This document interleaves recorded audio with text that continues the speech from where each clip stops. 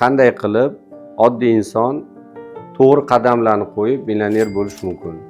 Agar sizga millioner bo'lish qiziq bo'lsa, bu videoni oxirigacha ko'ring. Men Asadbek Ashurov, o'zi tadbirkor, investor sifatida 18 yil bank faoliyatida faoliyat ko'rsatganman. Ya'ni moliyachi sifatida o'sha bankdan juda katta ilm olganmiz. Respublikamizda eng katta banklardan biri Davlat banki, Agrobankda 18 yil faoliyat ko'rsatganmiz. Undan tashqari hozirgi kunda Rich Aroma kompaniyamiz bor. Wealth Management kompaniyasining asoschisi va Minta millioner klubining asoschisi hisoblanadi. Bundan tashqari bir 10 ga yaqin Mental Medset, New Arch, House Mall va shunga o'xshagan bir qancha kompaniyalarda investor sifatida qatnashamiz.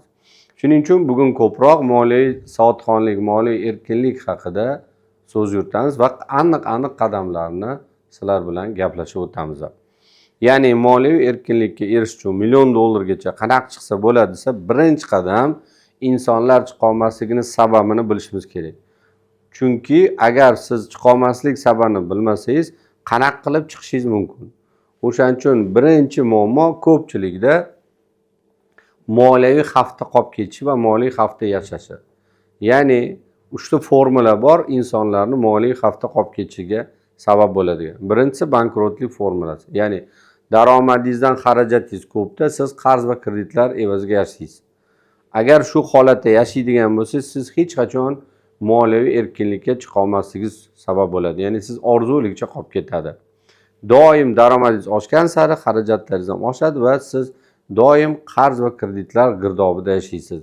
Mabodo daromadingiz to'xtab qoladigan bo'lsa, sizni qarz va kreditlar moliyaviy stresslar beradi, sizni turli xil qiyin ahvolga solib qo'yadi. Ikkinchisida, ya'ni bu bankrotlik formuladan keyin kambag'allik formulasi deyiladi. Birinchisi bu daromad minus xarajat, ya'ni topgan pulingizdan har doim xarajatingiz bir xil bo'ladi. Va umuman siz pul orttirmaysiz. Qancha pul topsangiz ham shuncha xarajat qilib yashaysiz. Bu insonlar ham moliyaviy xavfda qolib ketadigan insonlar toifasiga kiradi. Ya'ni pul orttira olmaydi, bugun kun bilan yashaydi, lekin birinchi toifadan yaxshi deyishingiz mumkin. Nimaga deganda menda qarzlarim yo'q, menda ortiqcha kreditlarim yo'q, menda ortiqcha majburiyatim yo'q-ku deyishingiz mumkin. Men topganimni sarflayapman, buni nimasi yomon degan savol tabiiy tug'iladi. To'g'ri, siz birinchi holatdan ko'ra yaxshisiz, lekin daromad insonlarda kafolatlanmagan, xarajatlar stabil hisoblanadi. Bir kun kelib daromadingiz to'xtab qolsa, ya'ni biznes qilsangiz biznes to'xtab qolish bor, bankrot bo'lish bor, yoki ishxonada ishlasangiz ishxonadan o'sha kompaniya bankrot bo'lish bor, yoki ishdan sakrashiniya, qisqarishga tushishingiz mumkin bo'ladi. Yoki kasal bo'lib qolishingiz mumkin, yoki qanaqadir nimadir holatlar bo'ldida siz ishlay olmaydigan darajaga tushib qolishingiz mumkin. Tabiiyki sizda daromad manbai to'xtaganda xarajatlaringiz to'xtamaydi. Va siz o'z-o'zidan birinchi toifaga o'tib qolish yana holatiga sababchi bo'lasiz. Bu narsani men isbotini pandemiyada ko'rdik. Pandemiyada aynan juda ko'p insonlar qarz yo'q edi bo'ynida. O'z-o'zidan o'sha kasal bo'lib qolganda majbur bo'ldi, daromadi bo'lmagan uchun, hamma yoqda ish to'xtagan uchun qarzlarga kirib ketishiga sababchi bo'ldi. O'shaning uchun ham bu holat ham sizni hech qachon moliyaviy erkinlik olib chiqmaydi. Uchinchi holat bor, juda ko'p mana bu o'zbek aholisiga, o'zbeklarga tanish, pul yig'amiz, pul topamiz, bir qismini sarflaymiz va ozgina jamg'arma qilamiz. Ya'ni yig'ib, lekin u yiqqan pulimizni sarflaymiz. Yig'ib iPhone olamiz, yig'ib mashina olamiz, yig'ib mashinamizni yangilaymiz, yig'ib to'y qilamiz, yig'ib uy olamiz, yig'ib uyimizni remont qilamiz.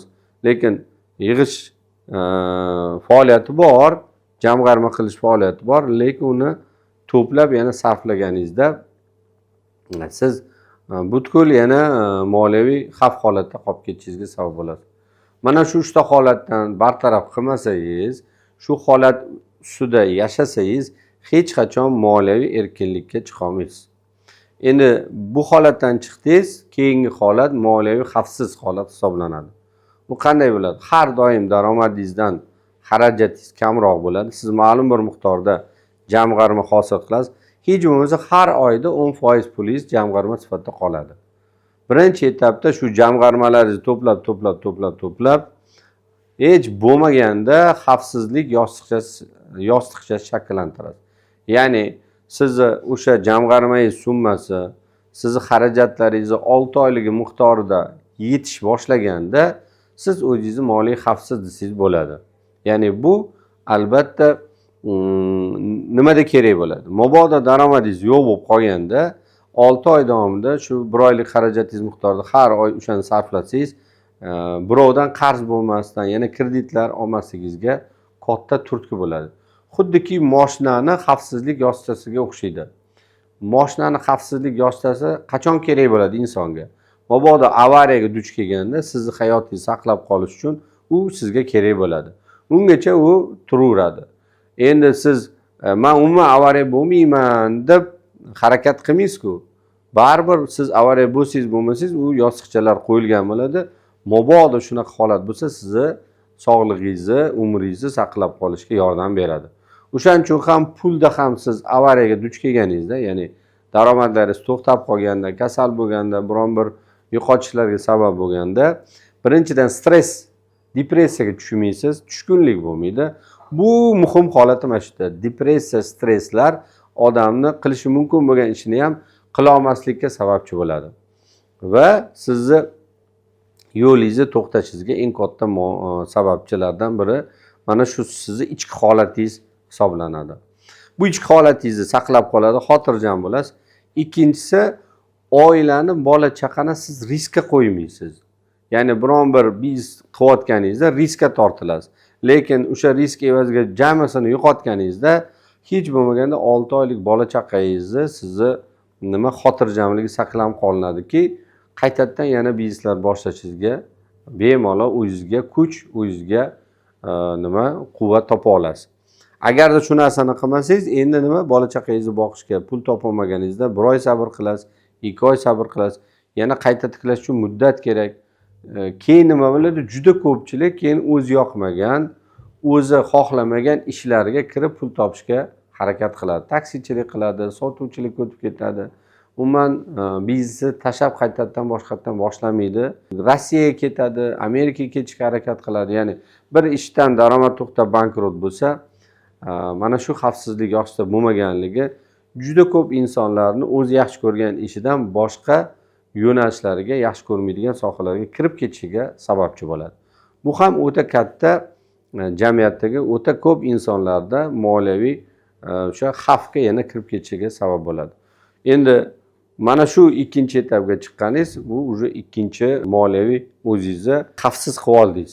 Har qanday pulli muammolarda sizda hech qanaqa ichki holatingizni yomonlashuviga, stresslarga, depressiyalarga tushib qolmasligini oldini oladi. Endi davom etasiz, jamg'armalaringiz ko'paygan sari endi jamg'armalaringizni birinchi qismini investitsiya qilishga o'tasiz. 6 oylikdan ortgan qismini investitsiya qilishga o'tasiz. Ya'ni investitsiya qilishda endi bu yerda oltin qoida bor, qoidaga rioya qilish kerak. 10 ga 90 degan qoida bor. Ya'ni jami 100% pulingiz bo'lsa, hech bo'lmasa o'sha pulingizni jamg'armangizni 10% ni investitsiyani amalga oshirish bilimlariga tikishingiz kerak bo'ladi.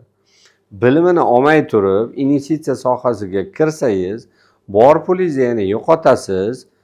Ko'pchilikning xatosi $10,000 jamg'arma qildi. Endi nima qiladi? Tezroq shu pulim ko'paysin deb hammasini tikib yuboradi. Uni bilimiga, uni sohasini tushunib olishga o'sha $1000 hech bo'lmasa bilimga tikishga harakat qilmaydi.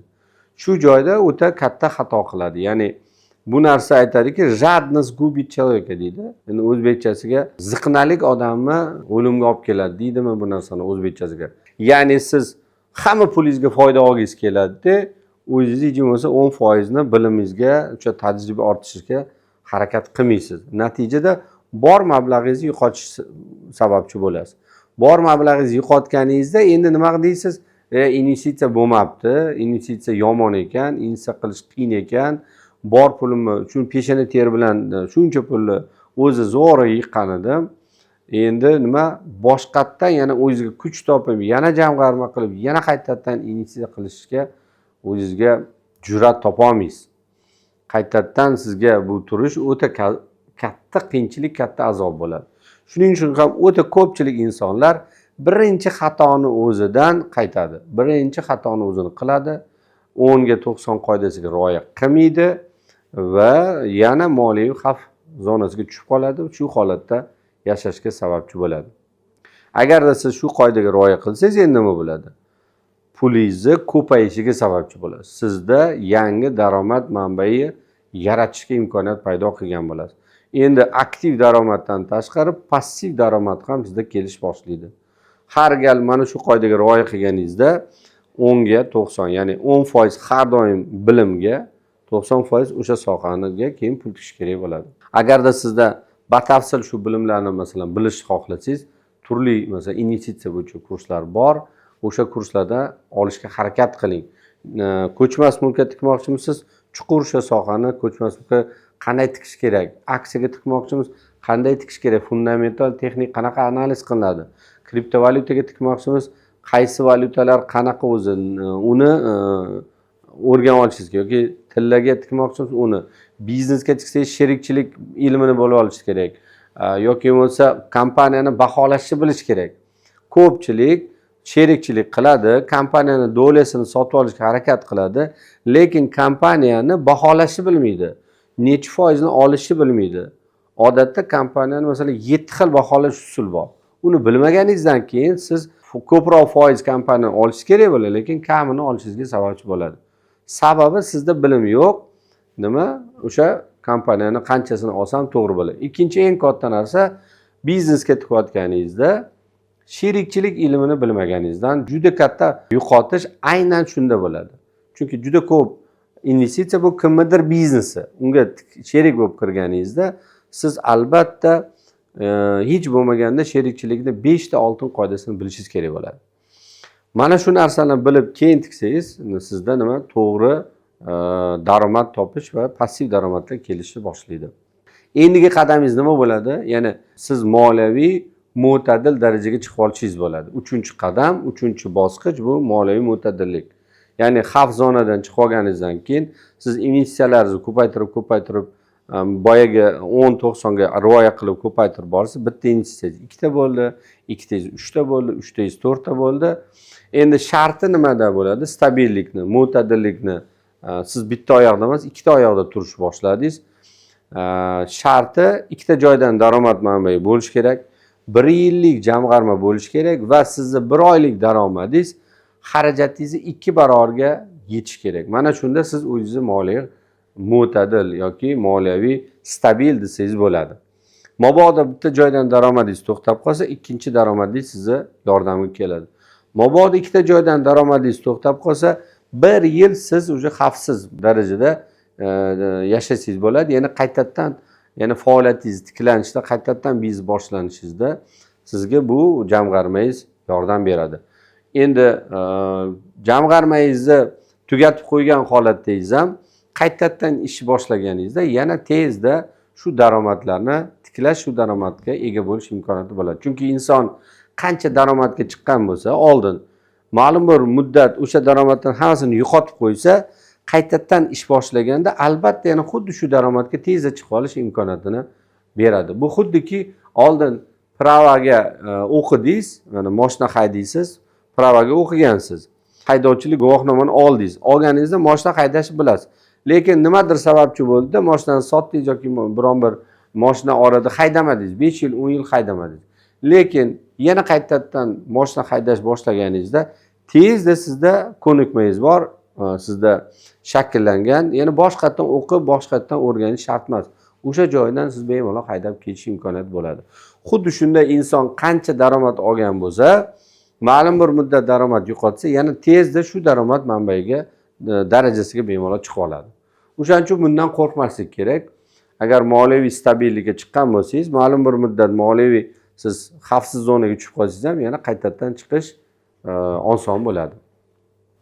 Endi yana stabildan keyingi bosqich nima bo'ladi desa, bu moliyaviy mustaqillik bosqichi. Moliyaviy mustaqillikka qanaqa chiqishingiz mumkin desa, investitsiyalaringizni yana ham ko'paytirib borasiz, ko'paytirib borasiz. Endi 2 ta edi, 2 tadan 4 ta, 4 tadan 5 ta, 5 tadan 6 ta ko'payib borganda endi sizni passiv daromadingizni o'zi, aktiv emas, passiv daromadlaringizni o'zi sizni 1 oylik xarajatingizni qoplashni boshlaydi.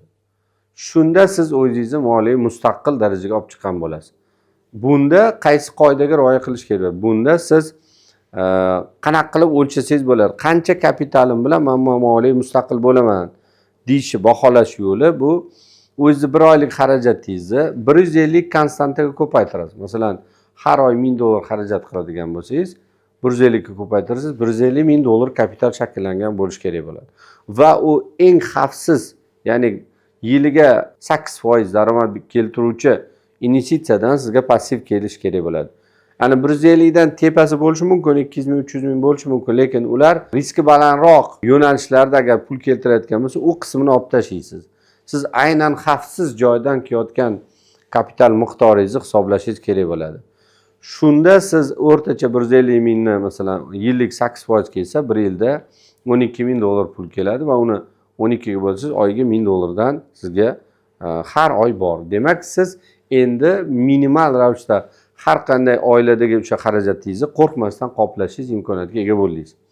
Siz mustaqil bo'ldingiz. Ya'ni pulga mustaqillik paydo bo'ldi. Bu уже 4-bosqich, 4-daraja hisoblanadi.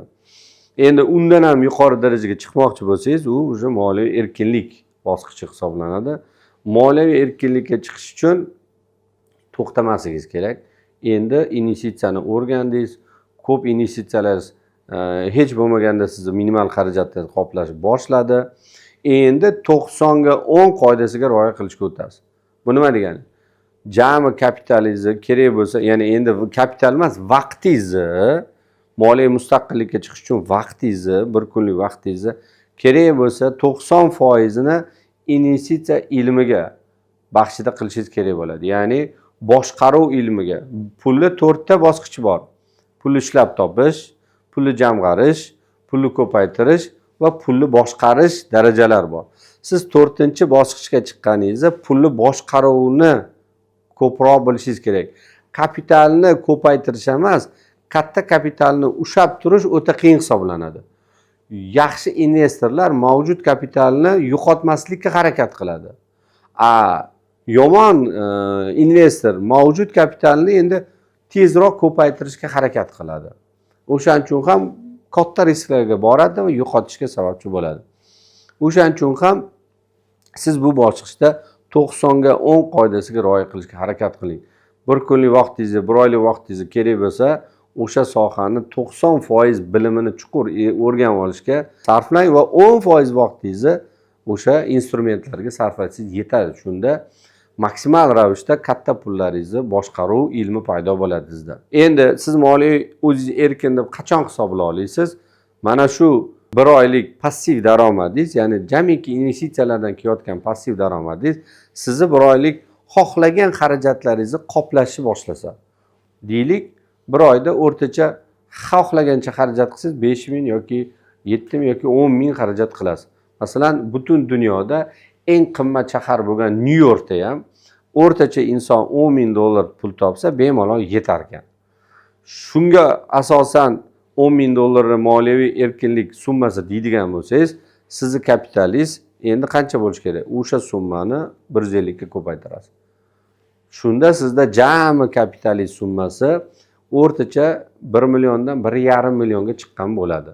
Va sizni xavfsiz investitsiyalaringizdan keladigan o'sha summa shunchaga chiqqanda siz o'zingizni bemalol moliyaviy erkin hisoblasangiz bo'ladi va уже pulni o'ylamasangiz ham bo'ladi. Unda уже faqat o'zingiz yaxshi ko'rgan soha, hobbilar bilan maksimal pul bermasa ham ishlashni xohlagan joylarda harakat qilishingiz kerak bo'ladi. Shunda chunki passivni ta'minlab qo'ydingiz, siz juda ko'p insonlar erkinlikka erishishga nimaga harakat qiladi? Hobbilar bilan shug'ullanishni xohlaydi, kitob yozishni xohlaydi, sayr qilishni xohlaydi, bilim berishni xohlaydi. O'sha narsalarni qila olmaganligi uchun bu yerda nima? Stresslarga duch keladi. Agarda hamma moliyaviy erkinlikka chiqsa, harakat qilsa, jamiyatda maksimal ravishda ijodkorlik ko'payib ketardi. Insonlar ijodkorlikka ko'p vaqt ajratgan bo'lardi. Biz pulni deymiz, pul yetishmovchiligi deymiz, moliya erkinlikka harakat qilmaymizda, natijada doim pensiyagacha ham siz pulni tashvishini qilasiz, pulni nima yetmaganligi uchun uni o'ylaysiz. Agarda siz moliya erkinlikka erishsangiz, o'sha pulni o'ylamay qo'yasiz. Siz faqat ijodkorlik bilan shug'ullanasiz. Shuning uchun bu o'ta katta yordam beradi. Masalan, oddiy bizani shogirdimiz bor. O'sha shogirdimiz aynan mana shu tavsiyalarimizga rioya qilib, Abdushakur degan hozir Neoarch kompaniyasini основатели 2 yil ichida $300 topadigan boladan hozir kunda kamida $150-200 ming dollarlik jamg'armaga ega bo'ldi va individual kurslar, moliya erkinlik kursimizni o'zida daromadini 20 barobarga oshirishga 7 ming, hatto 10 ming darajaga olib chiqa oldi. Undan tashqari mana individual kursimiz bor. 1 yillik ustoz shogird kursimizda hozir o'qiydilar va yaqinda mana Londonga ham borib keldi. Londondan qaytishda yana x'lari ko'paydi. 50 ming dollargacha chiqishdi. Agar bu inson haqida bilishni xohlasangiz, biz albatta uni kontaktlarini ham qoldiramiz.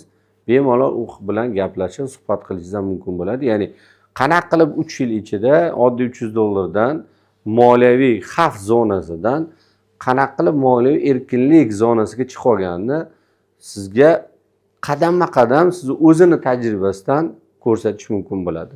Ular mana shu moliyaviy erkinlik kurslarini o'qidi, keyin o'sha investitsiya ilmini oldi, ham biznesda masshtablashtirish bo'yicha ilmlarni olgandan keyin mana shu darajaga erishdi. Endi bunga bunaqa misollar juda ko'p shogirdlarimizda. Men sizga bitta misolni aytdim. Siz ham demakki bu nima degani? Siz ham hozir kunda $200, $300 pul topadigan bo'lsangiz, qisqa muddatda emas, kamida agar siz o'zingizga 5 yil, 10 yilda moliyaviy erkinlikka erishaman desangiz, buni imkoni bor. Faqat muammo nimada desa, muammo qilmaslik ham oson hisoblanadi. Ya'ni buyuklik bu oddiylikda. Nimaga deganda, oddiy narsalarni qilmaslik ham oson hisoblanadi. O'shaning uchun oddiy narsalarni insonlar qilmaydi va buyuklikka erisha olmaydi. Jamg'arma qilish qiyinmi? Qiyin emas.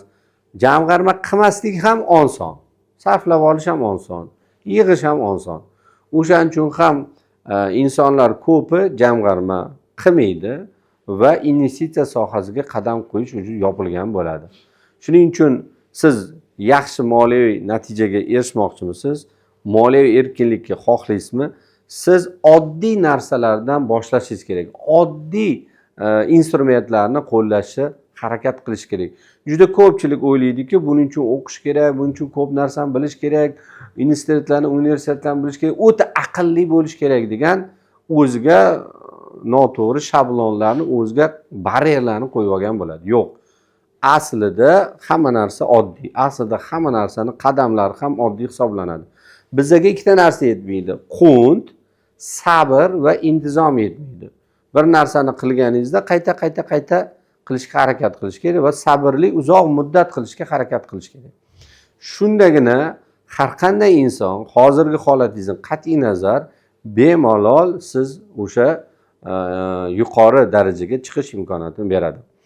Agarda sizda ham moliyaviy erkinlikni chiqish xohlayotgan bo'lsangiz, buni yana ham puxtaroq, yana ham chuqurroq bilishni xohlasangiz, biz pastda silka qoldiramiz. Bizda moliyaviy erkinlik bo'yicha onlayn ham kurslarimiz tashkil etilganmiz. Bu haqda sizga batafsil 5 soatlab, bir 8 ta dars ichida 5 soatlab berilgan. Hamma narsani birdaniga bir qisqa muddatda aytish qiyin bo'lgani uchun bu sizlar uchun katta imkoniyat bo'ladi.